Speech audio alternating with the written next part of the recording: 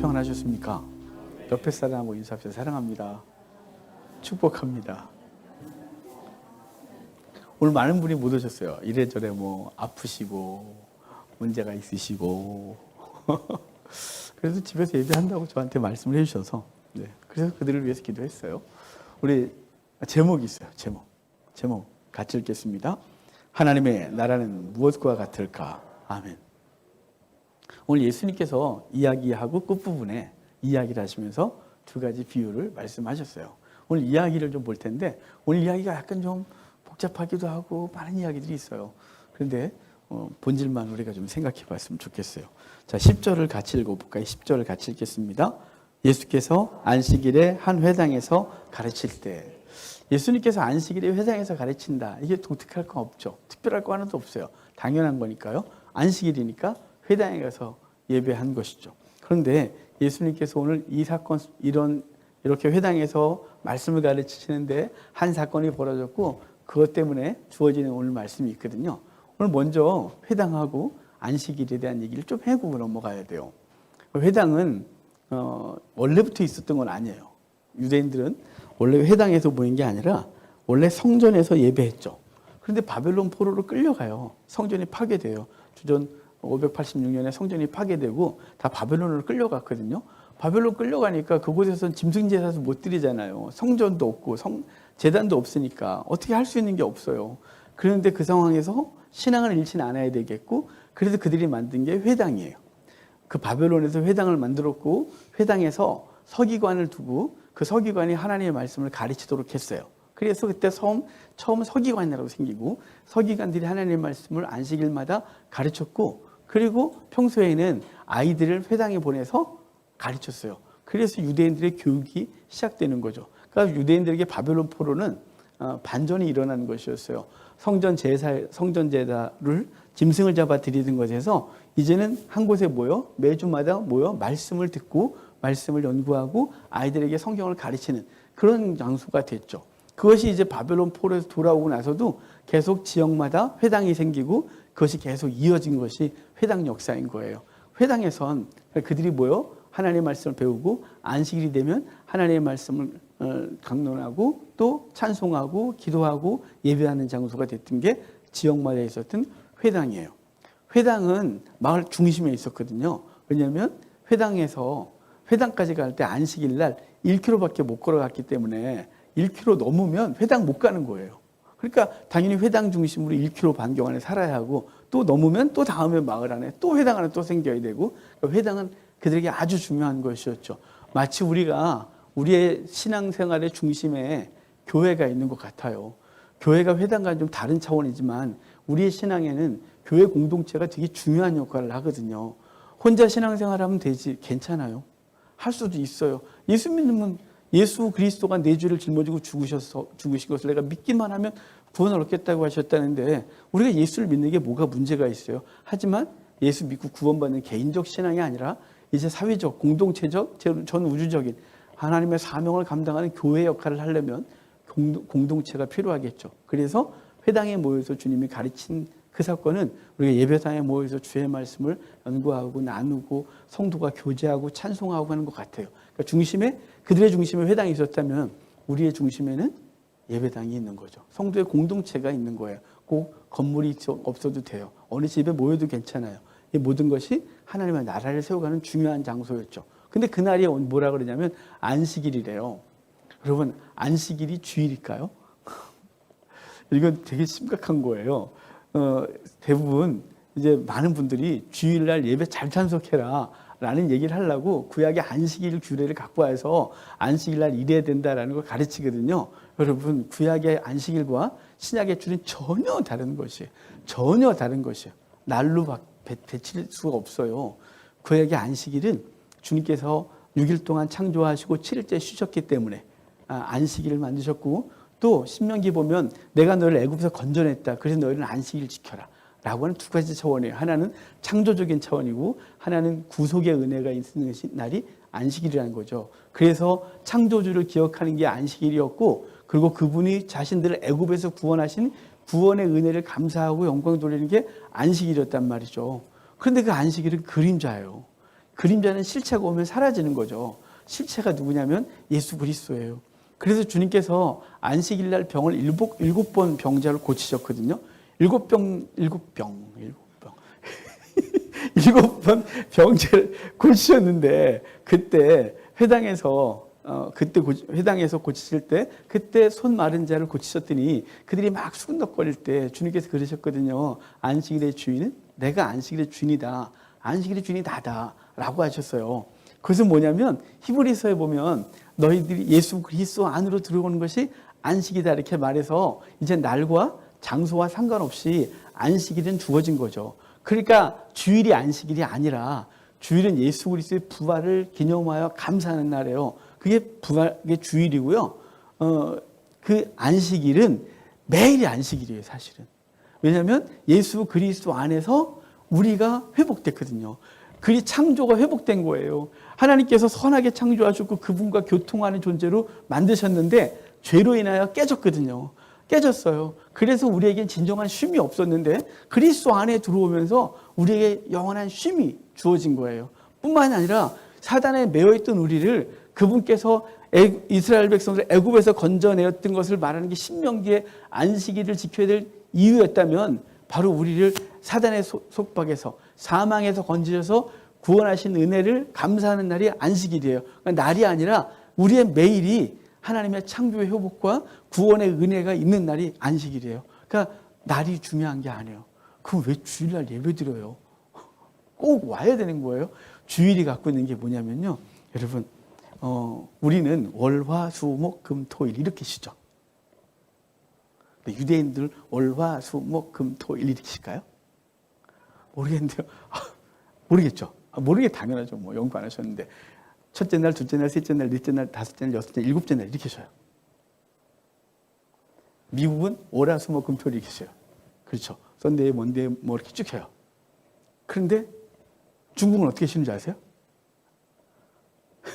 중국 첫째 날, 둘째 날, 셋째 날 이렇게 쉬어요. 중국도.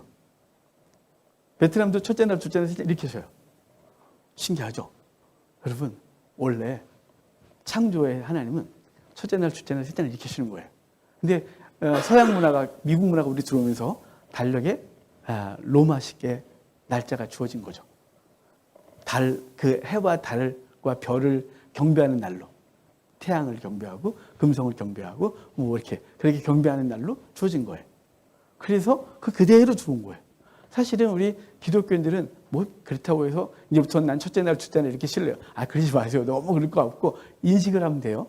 중요한 거 뭐냐면 첫째 날, 둘째 날, 셋째 날 이렇게 쉬는 게 원래 성경적 요일 개념이에요. 왜냐하면 7일째를 중요하게 여겼거든요. 7일이 안식일. 각국교 때문에 첫째 날, 둘째 날, 셋째 날 이렇게 쉬는 거예요. 그런데요. 그럼 주일은 몇째 날일까요? 성경에서 뭐라 하냐면 여덟째 날 이렇게 쉬었어요. 여덟째 날. 월요일 이렇게 안 하고 여덟째 날. 여덟째 날은요. 8일째. 여덟째 날이 갖고 있는 성경적 개념은 뭐냐면 축제의 날이에요. 그래서 예수 그리스도가 부활하신 날이 8일 날 부활하셨어요. 그래서 그 6월절도 7일 동안 6월절 7일 동안 무교절 지키고 8일째가 축제일. 초막절도 7일 동안 초막절을 지키고 8일째 축제일. 이 8일째 갖고 있는 건 축제의 날인 거예요. 부활의 날인 거예요. 부활의 날이요. 그러니까 우리는 안식일을 지키는 게 아니라 기독교는 안식일의 종교가 아니라 축제의 날인 거예요. 왜요? 예수 그리스도가 우리를 살리셔서 하나님 앞에 영광 돌리는 날, 그날이 축제의 날인 거죠. 그래서 오늘은 예수 그리스도의 은혜로 축제하는 날인 거죠. 그러니까 이 주일을 안식 개념으로 갖고 자꾸만 주일은 안식일이니까 안식일 지키셔야 돼요. 안식일 지키세요. 그러면 안식교회들이 이상하게 봐요. 안식일은 토요일이야. 이것들아 왜 자꾸 주일날을 안식일이라 그래? 라고 한단 말이에요. 그러니까 여러분 이해가 되셨어요? 분명히 아셔야 돼요. 안식교 그 다음에 뭐 하나님의 교회 등등이 안식일을 지키라고 막 그래요. 일부 대한예수교회 장로회, 대한예수교회 뭐뭐뭐 하는 교회들이 종종 구약으로 돌아가서 안식일 지켰는데 토요일날 예배하는 교회들이 생겼거든요. 여러분 토요일 예배해도 되고 월요일 예배해도 되고 다 상관없어요. 근데 그게 율법으로 주어지면 안 되는 거예요. 안식일은 예수 그리스도로 완성됐어요. 그리고 우리는 8일에 일요일 예배 드리는 것은 8일 축제의 날, 예수 그리스도의 부활을 기념하고 그날은 우리의 생명이 살아난 그 축제의 날을 기념하여 하나님 앞에 그날 모여 예배하는 것이에요. 자, 주일 회당, 그 다음에 안식일 이런 얘기를 했어요. 자, 그 다음 볼까요? 오늘 이제 본문 얘기로 좀 들어가 봅시다. 11절, 12절 같이 읽겠습니다. 18해 동안이나 귀신 들려 앓으며 꼬부라져 조금도 펴지 못하는 한 여자가 있더라. 예수께서 보시고 불러 이르시되 여자여 내가 내 병에서 놓였다 하시고 아멘. 자, 지금 18해 동안 허리가 꼬부라져 아팠었대요. 이 병이 척추 교착증 뭐 이런 병이래요. 이거 써놨어요. 안 외워져 갖고 그게 척추가 이렇게 접어지는 거래요. 그러니까 제가 사는 동네에도 한 할머니가 허리를 이렇게 하고 다니시는 분이 계세요. 이렇게 그냥 거의 이렇게 접으셨어요. 이렇게 하고 접으세요. 그분은 가끔 하늘을 보고 싶으면 이렇게 해서 보시는데 너무 고통스러우세요. 그러니까 우리 동네에 이렇게 다니시는 분이 계신데 그런 거죠. 그게 딱 완전 접힌 상태예요. 근데 그 접힌 상태가 18회래요. 얼마나 고통스러웠을까요? 그 18회 그 허리가 구부러진 그분이 지금 오늘 예배당에 와 있는 거죠. 회당에 와서 주의 말씀을 듣고 있는 거예요. 회당에 와서 주의 말씀을 듣고 있을 때 주님은 말씀을 가르치다가 잠깐 멈추고 그 여인에게 집중하고 있는 거예요. 여러분 여기서 말씀을 듣는 중에 그 여인은 말씀을 들으러 왔겠죠. 말씀 들으러 왔는지 예수님 만나러 왔는지 명확하진 않아요. 하지만 예수님께서 회당에 들어가서 말씀을 가르칠 때 그 여인이 들어왔어요. 사실은 그 여인과 여기 나중에 무리들이 있는데 이 사람들은 병자들이라고 보여지거든요. 이들이 회당에 들어왔다는 것 자체가 어떻게 들어왔지 싶을 정도예요. 왜냐하면 부정해서 못 들어올 수 있는데 거부할 수 있는데 아마도 그들이 뚫고 들어와서 자기들 들어와서 그 안에서 들어와 있던 것 같아요. 아니면 조용하게 예배하고 있는데 그들이 우르르 줄로 들어와서 막 자리에 앉았든지 지금 당황스러운 사건이 벌어진 거죠. 만약 여러분 생각해 보십시오. 우리가 조용히 예배 드리는데 뭐 누군가가 우당탕 들어오면 예배가 방해되면 얼마나 불편해요. 그죠? 불편하겠죠. 거기다 또 냄새도 막 피우고 이러면 불편해서 예배 완전히 망치지 않겠어요? 사담이지만 저희 아버지가 저를 초등학교 3학년 때 때려서 교회를 보냈어요. 교회 가면 착한 사람 된다고. 저 큰 집에서 나오셔서. 근데 아버지 술을 못 끊으셨어요. 술을 못 끊으셨는데 술 드시면 전도하시는 거예요. 술 안 드셔도 했어요. 근데 술 드시면 전도를 하시는데 술 드시면 전도가 잘 돼요, 신기하게. 술꾼들이 고라! 이러고 오는 거죠. 근데 한 번은 수요일날 술이 두 분 다 이만큼 돼갖고 수요일날 오셨어요. 저도 앉아있는 우리 아버지가 갑자기 예배 드리는데 쑥 들어오더니 알코올에서 푸르푸르 일로 와! 말하면서 그거 있잖아요. 주변 생각 안 하시는 분위기. 지금 예배가 난리가 났어요. 그래서 근데 우리 목사님 하도 우리 아버지 술 먹고 예배도 오시고 새벽 때 와갖고 막 그러시니까 그러려 했는데 이제 불편했던 집사님이 계셨어요. 그분이 이렇게 제가 앞에 있고 저희 아버지가 전도하신 분. 근데 그 옆에 경건한 그리스도인 그분이 난리가 났어요. 술 먹고 하고 예배당에 와서 예배를 받겠는데 난리가 났어요. 그래서 그날 예배가 되느냐 안 되느냐 기억도 안 나요. 전 충격이었거든요. 우리 아버지의 자세도 충격, 그분도 충격, 그 분위기가 너무 충격. 근데 우리 아버지 그랬어요. 다시는 교회 안 온다고. 그리고 우리 아버지가 산다고 교회 안 나오셨어요. 그분하고. 지금 그런 상황. 자, 지금 우리가 상상을 하면 분위기가 정신없겠죠? 저는 멘붕이 올 거고, 여러분들 지금, 왜 예배 때 왜 저러는 거야? 막 이렇게 되겠죠? 지금 아마도 이분들이 그런 것 같아요. 정확한 건 몰라요.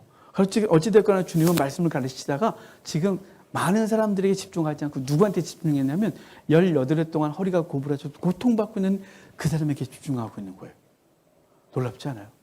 여러분 우리가 사실은 이렇게 조용하게 예배하고 나름 분위기 있게 그리고 어떻게든지 예배를 경건하게 드리고 싶어서 세팅을 하고 막 하고 하는데 이게 중요한 걸까요? 아니면 우리 중에 한 사람 지금 지쳐있는 한 사람 마음 다친 한 사람 그리고 소란스럽고 좀 불편해 보이는 그 한 사람 뭐가 중요할까요? 주님은 그 한 사람에 집중하기를 누구보다도 원하시는 걸 기억하셔야 돼요. 왜냐하면 주의 관심은 생명을 살리는 데 관심이 있거든요. 우리는요 종교 행위에 관심이 있어요. 종교적 분위기 경건해야 되고 은혜가 돼야 되고 찬양도 뭔가 분위기 쫙 끌어올라가고 그 찬양할 때 은혜가 막 눈물이 쫙 나고 설교할 때 목사가 멋있게 말해야 되는데 발음도 엉망이라서 우리 교회는 그런 건 없을 것 같고 그런 거 있잖아요. 그런 거에 우리 집중해요. 그게 은혜가 된다고 생각해요. 그래서 그것을 방해하는 모든 세력은 불편해지는 거죠. 근데 여러분 주님은 그런 데 관심이 없었어요. 주님은 언제나 병자를 고치실 때도 회당에서 고치시고 회당에서 이 일을 하시는 일이 몇 번 있거든요. 회당에서 지금 남들은 경건하게 막 이러고 있는데 그때 주님은 그 한 사람에게 집중하여 소란스럽게 하고 문제를 발생시키고 있는 거예요. 여기 18회라고 있는데요. 이 18이 두 번 나왔어요. 여기 13장에 거기 4절 보면요. 실로암에서 망대가 무너져 치워 죽은 18사람이 예루살렘에 거한 다른 모든 사람보다 죄가 더한 줄 아느냐. 그래서 18이 두 번 나왔거든요. 그럼 왜 두 번, 18이라는 말을 왜 두 번이나 썼을까? 이런 생각을 제가 해봤어요. 근데 뭐 특별히 뭐가 있겠어요? 그런데 어떻게 원어를 찾아봤어요. 그 18이라는 단어가 18이라는 이 숫자가 갖고 있는 히브리어가 있어요. 여러분 제가 그랬죠? 히브리어를 숫자로 바꾸는 걸 게마트리아 한다고. 그 숫자는 어떤 단어를 중요하게 하고 또 그 단어는 숫자를 상징한다고. 그래서 153 그것은 베드로가 잡은 물고기 153마리는 하나님의 아들들 베니하 엘로힘이라는 것이라고. 다윗의 숫자는 14라고. 그래서 숫자가 갖고 있는 숫자를 딱 보는 순간 그들이 갖고 있는 그 단어가 번뜩 생각이 나는 거예요. 또 그 단어를 보면 숫자가 생각이 나는 거예요. 왜냐하면 숫자를 표기하는 언어가 따로 있지는 않았거든요. 자, 그러면 18이 갖고 있는 18이 해석되어진 단어가 뭐냐면요. he라는 단어예요. he 말고요. 히브리어 he인데 이게 he가 숫자로 번역하면 바꾸면 18이 돼요. 18이요. 근데 18이 he를 내가 뭐라 그랬어요? 생명이라고요. he가 생명이에요. 그러니까 생명이 숫자로 하면 18이 되는 거예요. 그 여인은 지금 아까 18명의 죽은 사람, 생명이 죽은 그 사람들, 18, 생명, 그 예루살렘에서 망대가 무너져 죽은 생명들이 너희들보다, 예루살렘 사람보다 죄가 더 많은 줄 아느냐? 회당에서 하나님의 말씀을 전하고 가르치고 있을 때 그 회당에서 생명력이 충만할 때 생명 없는 한 사람이 온 거예요. 생명이 확 접힌 거죠. 18해 동안 생명이 접혀서 죽은 것 같은 삶. 하늘을 바라보지 못하고 땅만 보고 있는 그 한 영혼, 그 여인이 불쌍한 그 영혼이 들어와 있는 거예요. 아무도 관심 갖지 않는 거죠. 그 사람의 생명, 18에는. 우리 자신들의 생명이 살아있는 것으로만 감사하고 좋아하고 그것으로 이렇게 하고 있는 종교행위 열심히 하고 있는 그들의 모습 속에 생명 없는 한 사람이 들어와 있는 거예요. 그 사람은 이스라엘을 가르치기도 하고 또 우리일 수 있어요. 우리가 허리가 구부러져서 땅만 보고 있는 사람일 수 있어요. 멀쩡하게 앉아 있어서 나는 건강해, 나는 괜찮아라고 할지 모르겠지만 하나님께서 여러분을 보실 때 혹여나 여러분의 허리가 이렇게 구부러져서 땅만 보고 있지 않나 생각해 보십시오. 우리 주변에 누군가가 땅을 보고 있는 사람이 있지 않겠어요? 우리 중에 지쳐있는 사람, 우리 중에 너무 그래서 저 사람을 오면 우리에게 피곤해. 저 사람이 안 오면 좋겠어. 저 사람이 오면 자꾸 문제를 일으켜. 그 사람이 18에 허리가 구부러진 사람일 수 있어요. 우리 가족 중에 우리 주변에 누군가가 하나님과 관계가 깨지고 그래서 생명을 잃은 사람, 그게 18에 허리가 구부러진 사람일 수 있어요. 그 영혼들에 대한 관심이 우리가 계속 집중하지 않으면 우리의 예배는 그냥 우리끼리의 즐거움, 우리끼리의 이것으로 끝날 수 있는 거죠. 그 생명을 살려내야 하는데 지금 주님은 말씀을 가르치다가 그 모은 회중 말고 그 사람에게 관심을 갖고 있는 거예요. 그 사람에게. 그래서 그 예수께서 보시고 불러이르시되 여자야 내가 내 병에서 놓였다. 이렇게 말해요. 놓였다 그러거든요. 놓였다 이 말이 풀려났다 이런 뜻이에요. 내가 풀려났다 이제. 그래서 그 구부러진 허리가 이제 펴지는 거죠. 그 귀신에 붙들려 있었고 질병에 붙들려 있었고 사망에 붙들렸던 그 여인이 낫는 역사가 벌어지고 있는 거예요. 얼마나 놀라워요. 예배는 그런 곳이에요. 하나님 그 회당에서 안식일 말씀을 가르친다. 이걸 같이 하면 주님께서 정하신 예배에서 하나님의 말씀이 선포될 때 그 말씀이 우리의 심령을 쪼개고 우리가 살아나고 사람이 살아나는 영혼이 살아나는 놀라운 일이 벌어지는 거죠. 근데 우리 속에서 기대되어지고 그리고 우리가 그 주인공이 되어야 될 뿐만 아니라 우리의 지친 주변 사람들이 이 말씀으로 살아나는 역사가 있어야 되겠죠. 주님께서 선포하셨어요. 그랬더니 그가 나았어요. 그리고 14절 볼까요? 14절 같이 봐요. 안수하시니 여자가 곧 펴고 하나님께 영광을 돌리는지라 회당장이 예수께서 안식일에 병 고치시는 것을 분내어 무리에게 이르되 일할 날이 엿새가 있으니 그동안에 와서 고침을 받을 것이요 안식일에는 하지 말 것이니라 하거늘. 아멘. 여기 그 여인이 펴졌다 그래요. 이 펴졌다 이 말이 이제 해방된 거거든요. 그런데 이 펴져서 하나님께 영광을 돌리는데 그 여인은 영광을 돌리고 있는데 회당장이 하는 소리가 있어요. 회당장이 분노하고 있어요. 아니 한 사람이 회복됐는데 회당장이 분노하면 되겠어요? 회당장은 회당을 담당해서 예배를 주도하고 뭐 말씀 전할 사람 세우고 이런 사람이에요. 지금 담임 목사 같은 거예요. 제가 강단을 제가 꼭 지켜야 된다고 생각을 했던 때가 옛날이에요. 그리고 이제 한 10여 년 전, 훨씬 전부터 나는 회당장이구나. 강단에 하나님의 말씀을 전할 사람을 세우는 존재 정도로 저를 생각했는데 바로 그런 거예요. 그런데 여러분, 한 사람이 살아나는 게 더 낫지 않은 거예요? 여기서 한 사람이 갑자기 살아났어요. 오늘 예배 그걸로 족하지 않을까요? 조용히 해. 오늘 예배 맞춰야 돼. 주기도문까지 해야지. 지금 뭐 하는 거야 지금? 되겠어요? 이상하잖아요. 여러분, 지금 회당장은 분노했대요. 근데 분노해서 누구한테 화를 내냐면 예수님께 화를 내야 되지 않을까요?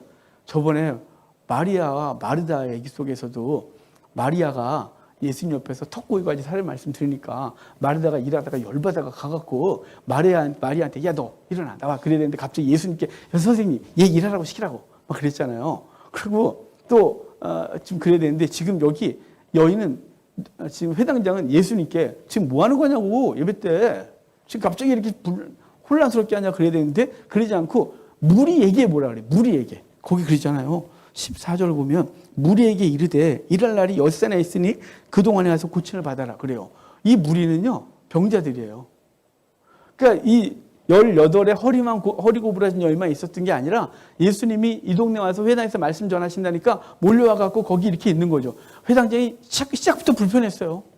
이것들이 정신을 좀 왜 이렇게 부산하게 확 이러고 있는 거야? 우리끼리 해야 되는데 왜 이렇게 정신없어? 막 이러고 있는데 거기다 예수님이 한 사람 고치니까 영광을 돌리고 박수치고 난리 나지 않았겠어요? 그러니까 갑자기 예수님께 승질을 내야 되는데 감히 예수님께 승질을 내자니 그분의 전능하신 것 같고 뭔가 능력이 있으니까 말도 못하겠고 누구한테 그러냐면 무리에게 이것들아 일하라는 엿새나 있어. 왜 안식일날 이 짓 하는 거야? 라고 말하는 거예요. 지금 예수님 들으라고 하는 거죠.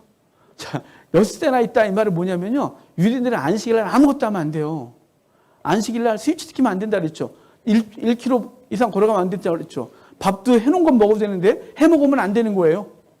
뭐 하지 못할 게 너무 많은 거예요. 그런데 지금 병을 고쳤잖아요. 이 병 고치는 건 일이거든요. 그러니까 지금 병 고치겠다고 와갖고 그러니까 야, 딴 날 와. 딴 날 고침받아 꼭 안식일에 가서 일해야 되는 거야 라고 말하는 거죠.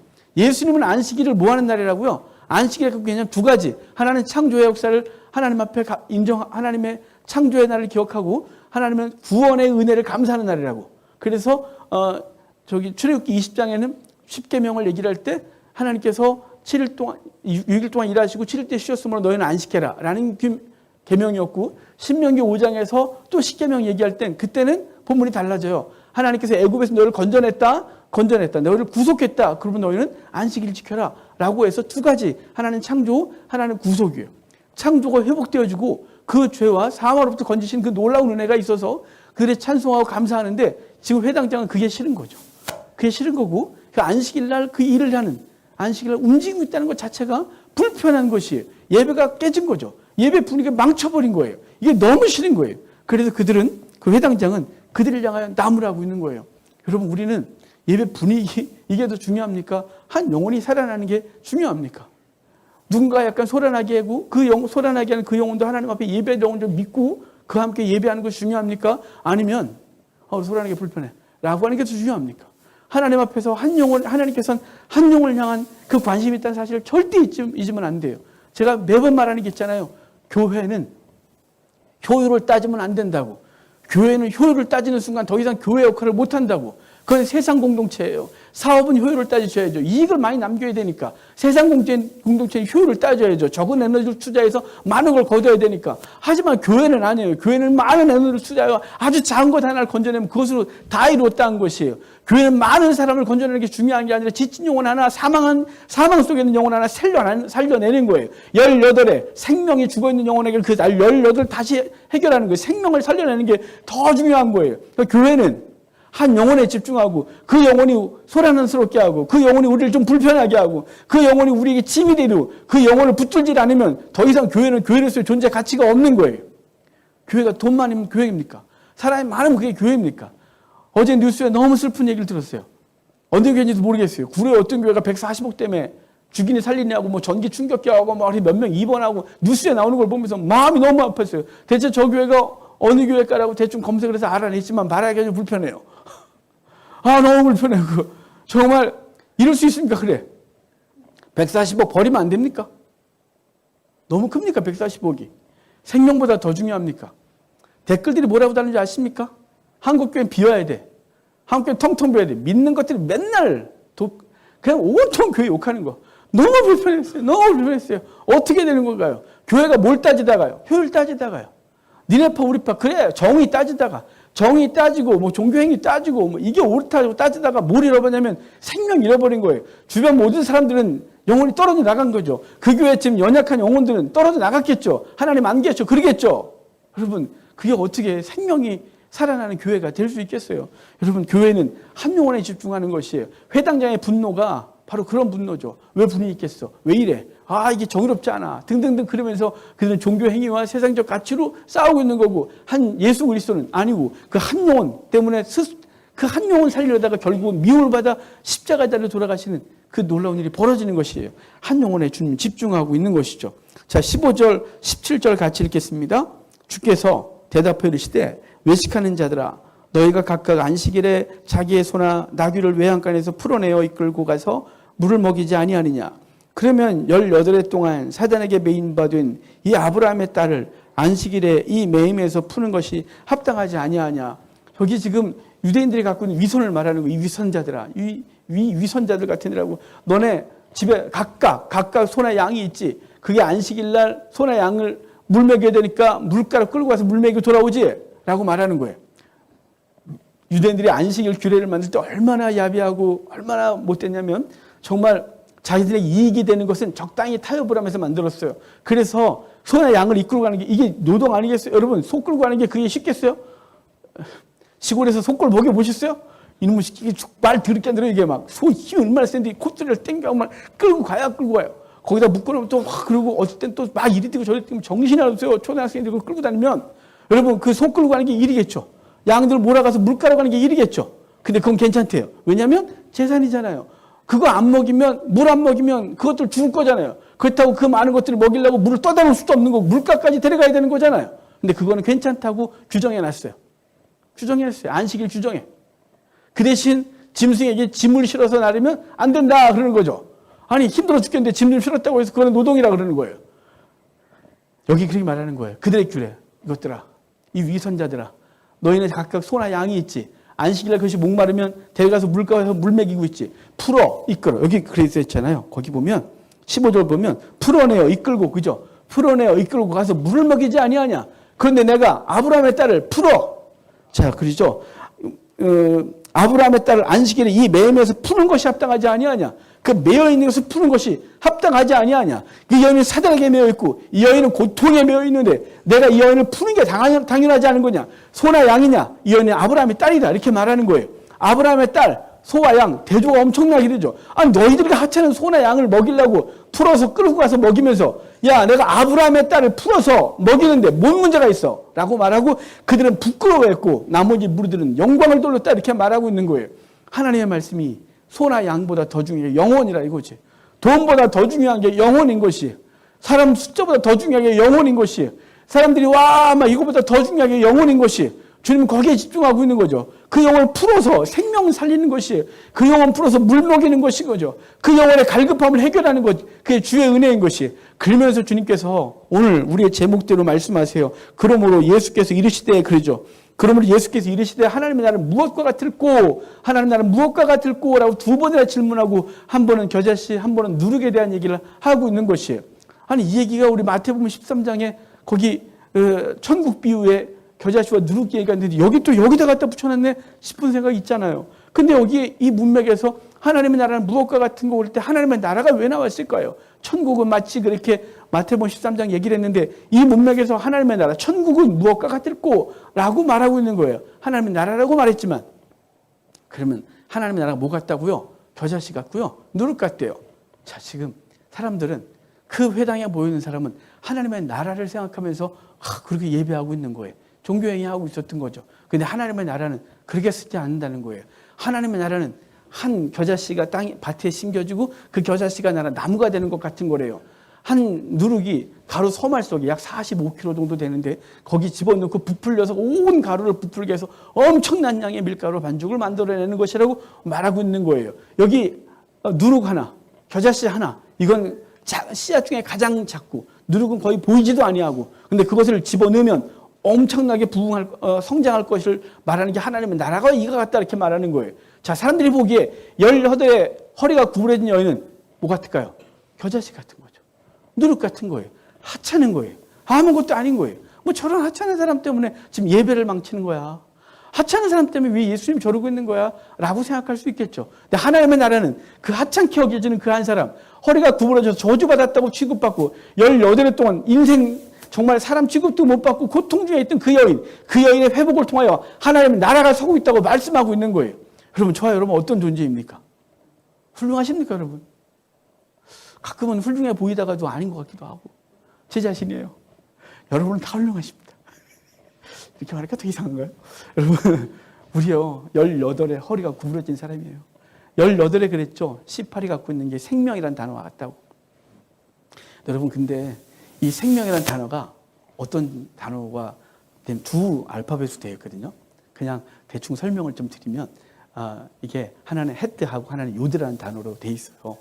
히브리어는 상형 문자거든요. 어떤 형태를, 그것을 상형, 보고 흉내내서 만든 단어예요. 근데 헤드가 울타리라는 뜻이에요. 울타리. 그러니까 울타리를 보고 만든 단어가 알파벳이 헤드예요. 요드라는 단어가 손을 보고 만든 거예요. 이렇게. 그래서 요드가 이렇게 생겼어요. 그래서 헤드, 요드가 히거든요. 그냥 읽으면. 근데 이걸 그냥 풀어서 왜 그러면 생명을 이 두 알파벳으로 만들었냐면요. 손이 울타리를 이루고 있는 거예요.